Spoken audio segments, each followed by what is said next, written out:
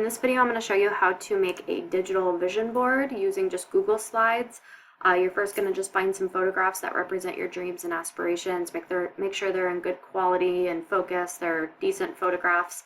To find the specific number, just check the instructions on Canvas. In Canvas, you'll also find the Polaroid template. It is just kind of got a cutout right here so you can lay it over a photograph. So what you're going to do, you're going to first just save this to your Chromebook. You're going to save some pictures to your Chromebook, and you are going to just start a blank slide, and you're going to start out with your new first photograph, just inserting a picture. I'm going to start out with this picture of an RV right here. And I got a picture of an RV because I want to travel the country with one eventually. I think that'd be kind of cool. So I'm just going to copy this template onto this picture, copy and paste. I just Control C to copy, Control V to paste, and I'm just going to play around with, maybe I want it like right there, so I'm just going to, might shrink it a little bit, so I'm going to drag in one of these corners, and as I'm dragging it in, I'm going to hit Shift, so it does not skew it. It doesn't become too wide, it doesn't become too tall, and then I'm going to double click it, and I'm just going to drag in that little black bar so that I can crop it.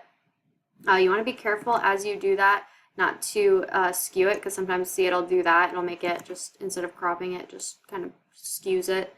So I'm just going to crop it in. I'm going to click and drag over both and right click and hit group. So now I can move it around. It's one singular thing. You can add a drop shadow by just going right clicking, format, options right here, and it's going to bring up that little table that you see over here. You can add the drop shadow, but I like to add the drop shadow. You just got to be kind of wary because it'll sometimes show up on the actual picture, which I don't really like. So you're going to do this to however many photos that you need.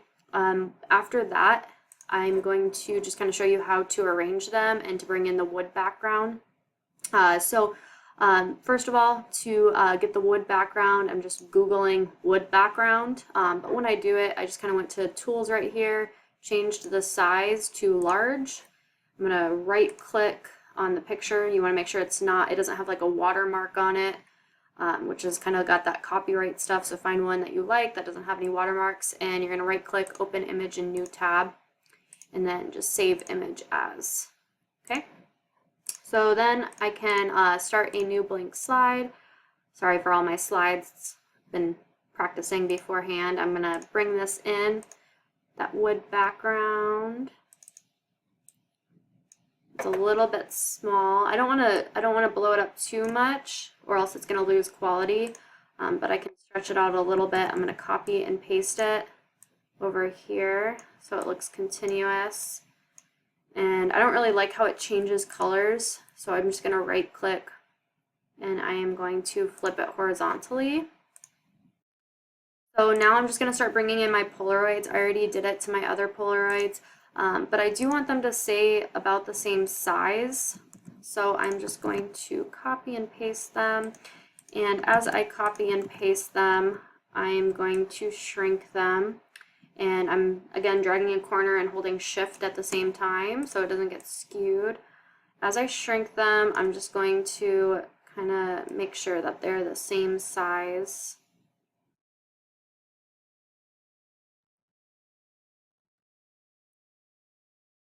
Laying them over one another. You don't want one that's like overly large or overly small.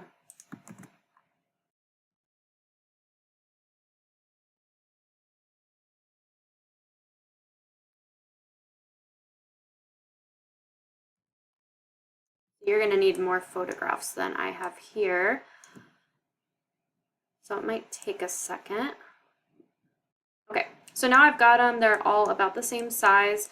Like I said, you're going to have more than I have here, but what I want is just to have you rotate them and play around with the order of them.